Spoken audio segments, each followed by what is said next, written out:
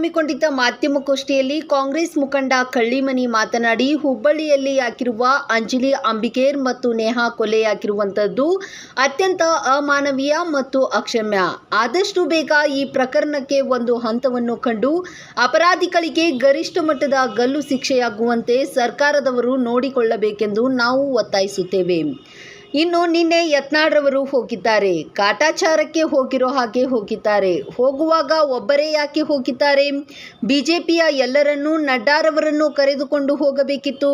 ಕೊಲೆನ Muslim ಮಾಡಿದರೆ ಅಪರಾಧ, ಹಿಂದೂ ಮಾಡಿದರೆ ಬಾಲಾಕುಲ್ ಮಾಪ್, ಇದೆಂಥ ಕಾನೂನು ಎಂದು ಶಾಸಕ ಯತ್ನಾಳ್ ವಿರುದ್ಧ ಟೀಕೆ ಮಾಡಿದರು.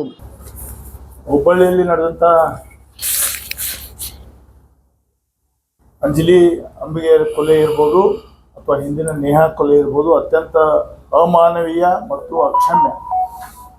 ಅದಕ್ಕಾಗಿ ನಾವು ಸರ್ಕಾರವನ್ನು ಏನು ಒತ್ತಾಯಿಸ್ತೀವಪ್ಪ ಅಂದರೆ, ಇದನ್ನು ಕೂಡ 2 ದಿನಗಳ ಹಿಂದೆ ಇದನ್ನು CODಗೆ ಕೊಟ್ಟಿದ್ದಾರೆ.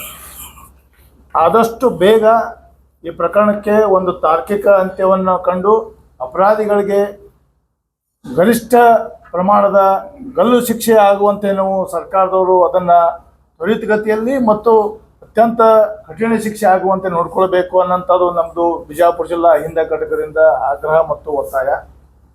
ಜೊತೆಗೆ ಆ ಒಂದು ಸಂತ್ರಸ್ತ ಕುಟುಂಬಕ್ಕೆ ನಿನ್ನೆ ಒಂದು ನಾವು ಮನಿ ಸ್ಯಾಂಕ್ಷನ್ ಮಾಡ್ತೀವಿ ಅಂತ, ಏನು ಮನೆ ಕೊಟ್ಟು ಅದೇನು ಅದಕ್ಕೆ ಪರಿಹಾರ ಅಂತೇನು ಆಗೋದಿಲ್ಲ. ಏನು ಮನಿ ಅದೇನು ಗ್ರಾಮ ಪಂಚಾಯತಿ ಲೆವೆಲ್ದಾಗೂ ಎಲ್ಲರಿಗೂ ಕೊಡೋಂಥ ಒಂದು ಇದು ಅದಕ್ಕೆ ಇಂಥ ಒಂದು ಆ ಕುಟುಂಬಕ್ಕೆ ಇದು ಅಷ್ಟೊಂದು ದೊಡ್ಡ ಇದು ಏನು ಅನ್ಸಂಗಿಲ್ಲ. ಅದಕ್ಕಾಗಿ ನಾನೇನು ಒತ್ತಾಯ ಮಾಡ್ತೀನಿ ಅಂದರೆ, ಆ ಕುಟುಂಬದಲ್ಲಿ ಆ ಕೊಲೆಯಾದ ಅಂಜಲಿಗೆ ಇನ್ನೂ 2 ಸಹೋದರಿ ಇದ್ದಾರೆ.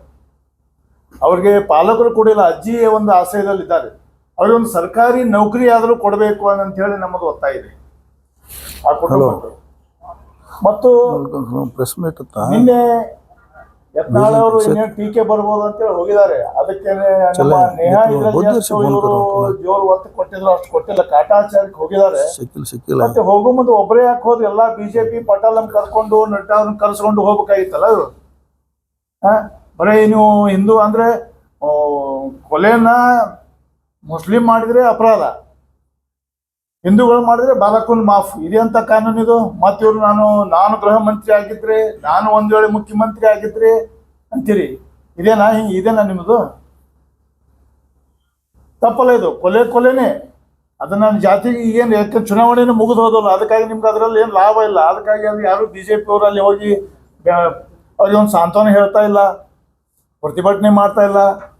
ನಡ್ಡಾ ಅವ್ರಿಗೆ ಈಗ ಹುಬ್ಬಳ್ಳಿ ಕರ್ನಾಟಕ ದೂರ ಆಯ್ತು. ಈಗ ಅವಾಗ ಅದನ್ನು ದೇಶವ್ಯಾಪಿ ಇದ್ರದ್ದು ಕಾವು ಹಿಂದೂ ಮುಸ್ಲಿಂ ಗಲಾಟೆ ಎಬ್ಬಿಸಿ ಮುಸ್ಲಿಮರಿಂದ ಹಿಂದೂಗಳು ಕೊಲೆ ಆಗ್ತಾ ಇದೆ ಅನ್ನೋಂಥದ್ದು ಲಾಭ ತೊಗೊಂಡು ದೇಶವ್ಯಾಪಿ ಇದ್ರ ರಾಜಕೀಯ ಲಾಭ ತಗೊಂಡು ಮಾಡಿದ್ರಿ. ಈಗ ಚುನಾವಣೆ ಇನ್ನೇನು ಒಂದು ಹಂತದ ಮತದಾನ ಮಾತ್ರ ಉಳಿದಿದೆ.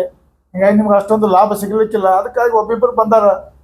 ಅದಕ್ಕೆ ಇದನ್ನು ನಾವು ವಿಶೇಷವಾಗಿ BJP ಬೆಂಬಲಿಸಂಥ ಯುವಕರು ಇದನ್ನು ಜಾಗೃತವಾಗಿ ಇದನ್ನು ನೋಡಬೇಕು. ಇವರು ಯಾವ ಘಟನೆಯಲ್ಲಿ ತಮ್ಮ ಕೇವಲ ರಾಜಕೀಯ ಲಾಭಕ್ಕಾಗಿ ಧರ್ಮವನ್ನು ಬಳಸ್ಕೊತಾ ಇದ್ದಾರೆ ಅನ್ನೋದನ್ನ ನಾವು ಜಾಗೃತವಾಗಿ ನೋಡ್ತಾ ಇದ್ದು ಅವರಿಂದ ಹೊರಗೆ ಬರಬೇಕು ಅನ್ನೋಂಥ ವಿನಂತಿ ಮತ್ತು ಒತ್ತಾಯವನ್ನು ಕೂಡ ನಮ್ಮ ಅಹಿಂದ ವರ್ಗದ ಯುವಕರಿಗೆ ನಾವು ಮಾಡ್ತೀವಿ. ಕೆಲವೊಂದು ಸಸ್ಪೆಂಡ್ ಅಂತ ಅಧಿಕಾರಿಗಳ ಪರವಾಗಿನೂ ಕೆಲವೊಂದು ಜನ ಪ್ರತಿಭಟನೆ ಮಾಡಿದ್ದಾರೆ. ಅಧಿಕಾರಿಗಳೇ ಅವ್ರು ಯಾವುದೇ ಸಮಾಜದವರಾಗಿರಲಿ ಏನೇ ಆಗಿರಲಿ, ಆ ಸಸ್ಪೆಂಡ್ ಆದ ಅಧಿಕಾರಿಗಳು ಪರ ನಿಲ್ಲಕ್ಕಿಂತನೂ ಈ ಒಂದು ಅನ್ಯಾಯ ಆದ ಇದ್ರ ಬಗ್ಗೆ ನಾವು ನಿಂತ್ಕೊಂಡು ಈ ಘಟನೆಗಳು ರಾಜ್ಯದಲ್ಲಿ ಎಲ್ಲೂ ಆಗಬಾರ್ದನ್ನಂತ ಒಂದು ಒತ್ತಾಯವನ್ನು ಮಾಡ್ತೇವೆ.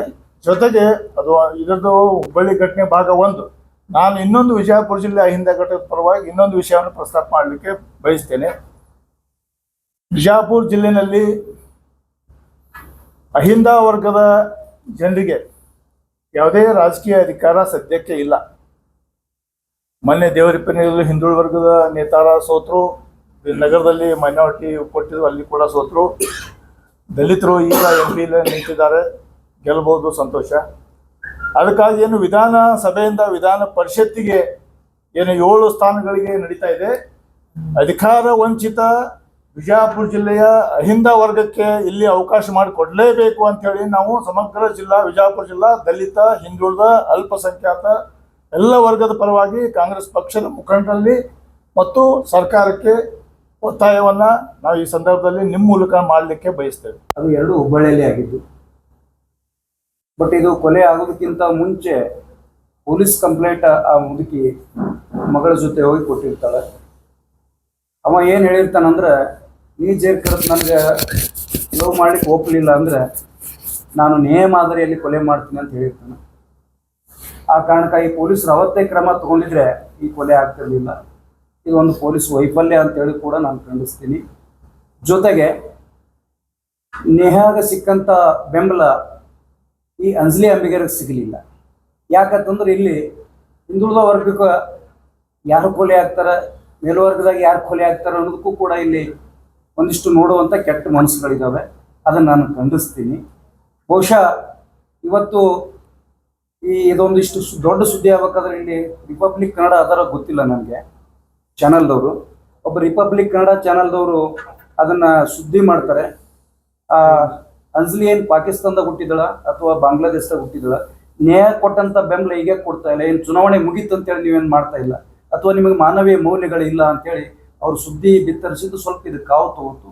ಆಮೇಲೆ ಅಲ್ಲಿ ಇಲ್ಲಿ ಹೋರಾಟಗಳಾಗಿಂದ ಸ್ವಲ್ಪ ಇದನ್ನೂ ಒಂದು ಪ್ರಕರಣ ಗಂಭೀರ ಪ್ರಕರಣ ಅಂತಕ್ಕಂಥದ್ದು ಅನಿಸ್ಕೊಳ್ತು. ನಾನು ಆಗ್ರಹ ಮಾಡೋದು ಒಂದೇ, ಯಾವುದೇ ರಾಜಕಾರಣಿಗಳಿರಲಿ ಇಂಥ ಅಮಾನವೀಯ ಕೃತ್ಯಗಳು ನಡೆದಾಗ ಅಪ್ಪ ಹೊಡೆದಂಗೆ ನೋಡ್ಬೇಕಾಗ್ತದೆ. ಯಾವುದೇ ಒಂದು ರಾಜಕೀಯ ದೃಷ್ಟಿಯಿಂದ ಅಥವಾ ನಮ್ಗೆ ಲಾಭಕ್ಕೋಸ್ಕರ ನೋಡಬಾರ್ದು, ಅವ್ರು ಮನುಷ್ಯರಲ್ಲ, ಅಂಥದ್ದು ಇಲ್ಲಿ ಆಗಬಾರ್ದು ಅನ್ನೋದು. ಯಾಕಂತಂದ್ರೆ ಇದೇ ಹುಬ್ಬಳ್ಳಿಯಲ್ಲಿ ಹುಟ್ಟಿದಂಥ ಒಬ್ಬ ವಿಶ್ವನಾಥ್ ಸಜ್ಜನರ್ ಅಂತೇಳಿ 4 ವರ್ಷಗಳ ಹಿಂದೆ ಯಾವ ಆಂಧ್ರ ಪ್ರದೇಶದ ಒಂದು 4 ಜನ ಕೂಡಿ ಯುವತಿಯನ್ನು ರೇಪ್ ಮಾಡ್ತಾರೆ, ದಿಶಾ ಅಂತಕ್ಕಂಥ ಯುವತಿಗೆ. ಆ ರೇಪ್ ಮಾಡಿದಂಥ ಸಂದರ್ಭದಲ್ಲಿ ಅದು ಇಡೀ ದೇಶದಂತ ಸುದ್ದಿ ಆಗ್ತದೆ. ಅವಾಗ ಪಬ್ಲಿಕ್ ಒಪಿನಿಯನ್ ಏನಿರ್ತದೆ ಅಂದ್ರೆ ಅವ್ನಿಗೆ ಏನು ಕೌಂಟರ್ ಮಾಡಬೇಕು ಅಂತ. ಬಹುಶಃ ಅದೇ ರೀತಿಯಲ್ಲಿ ಆ 4 ಜನಕ್ಕೆ ಸ್ಥಳ ಮಜೂರು ಮಾಡ್ಲಿಕ್ಕೆ ಹೋದಾಗ 4 ಜನಕ್ಕೆ ಏನು ಕೌಂಟರ್ ಮಾಡ್ತಾರೆ. ನಾನು ಆಗ್ರಹ ಪಡಿಸ್ತಾ ಇದ್ದೀನಿ, ಈ ರಾಜ್ಯದಲ್ಲಿ ಕಾನೂನು ಸುವ್ಯವಸ್ಥೆ ಗಟ್ಟಿ ಆಗಬೇಕಂದ್ರೆ ಬರ್ತಕ್ಕಂಥ ದಿನಗಳೊಳಗೆ ಈ ರೀತಿ ಕೊಲೆಗಳು ಆಗಬಾರ್ದು ಅನ್ನೋ ಉದ್ದೇಶ ಈ ಸರ್ಕಾರಕ್ಕಿದ್ರೆ ಕೂಡಲೇ ಇಂಥವ್ರನ್ನ ಏನು ಕೌಂಟರ್ ಮಾಡ್ಬೇಕು. ಯಾಕಂದ್ರೆ ಎಲ್ಲದಕ್ಕಿಂತಲೂ ಪಬ್ಲಿಕ್ ಒಪಿನಿಯನ್ ಭಾಳ ದೊಡ್ಡದು.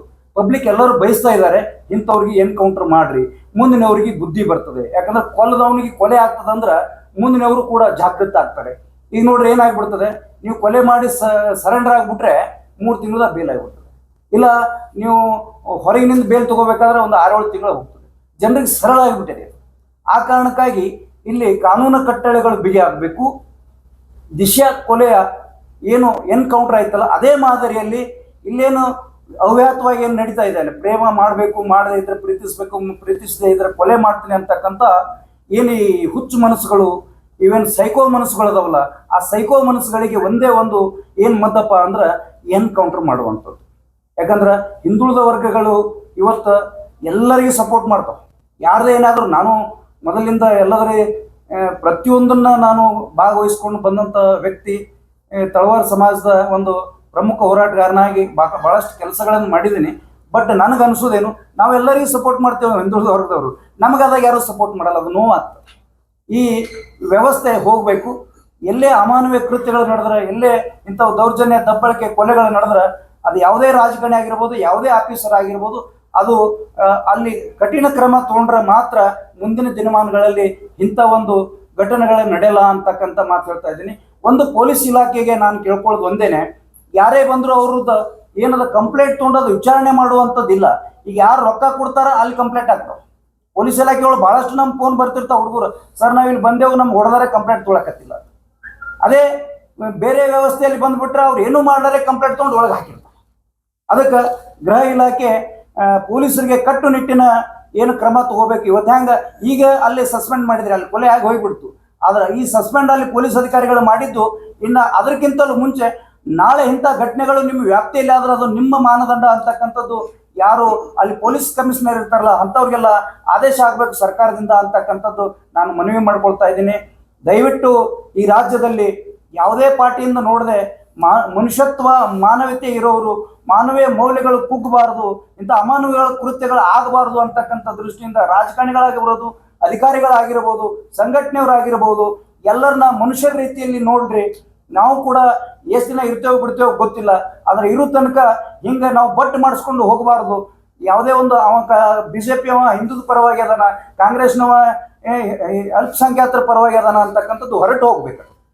ಅದು ಹೊರಟು ಹೋದಾಗ ಮಾತ್ರ ನಾವು ಬದುಕಲಿಕ್ಕೆ ಇಲ್ಲಿ ಸಾಧ್ಯ ಅದ. ಯಾಕಂದ್ರೆ ಯಾರು ನೋಡ್ರಿ ಎಲ್ಲದ್ರಾಗ ಸುಮಾರು ಸುಳಿ ಮಕ್ಕಳು ಇದಾರೆ ಎಲ್ಲ ಸಮಾಜದಾಗ. ಹಂಗಂತೇಳಿ ಆ ಇಡೀ ಸಮಾಜವನ್ನ ನಾವು ಬಟ್ ಮಾಡೋದು ತಪ್ಪ. ಕೆಂಪು ಸೀರೆ ಹುಟ್ಟವರೆಲ್ಲ ನಾನು ಹ್ಯಾಂಡ್ರ ಅಂದ್ರೆ ಬೂಡ್ಕೊಂಡು ಹೊಡಿತಾರೆ. ಹಂಗ ಒಬ್ಬರು ತಪ್ಪು ಮಾಡಿದ್ರೆ ಆ ಸಮಾಜಕ್ಕೆ ಹೋಲಿಸೋದು ಸರಿಯಲ್ಲದು. ಯಾವುದೇ ತಪ್ಪು ಮಾಡಿ ನಾವು ಯಾವುದೇ ಸಮಾಜದವರಲ್ಲಿ ಅವನ ಮೇಲೆ ಕಠಿಣ ಕ್ರಮಗಳು ಆಗಬೇಕಂತೇಳಿ ಈ ಸರ್ಕಾರಕ್ಕೆ ನಾನು ಆಗ್ರಹ ಪಡಿಸ್ತೇನೆ. ಇನ್ನಷ್ಟು ಹೆಚ್ಚಿನ ಸುದ್ದಿಗಾಗಿ ನಮ್ಮ ನ್ಯೂಸ್ 11 ಕರ್ನಾಟಕ ಚಾನೆಲ್ಗೆ ಲೈಕ್ ಮಾಡಿ, ಶೇರ್ ಮಾಡಿ, ಸಬ್ಸ್ಕ್ರೈಬ್ ಮಾಡಿ.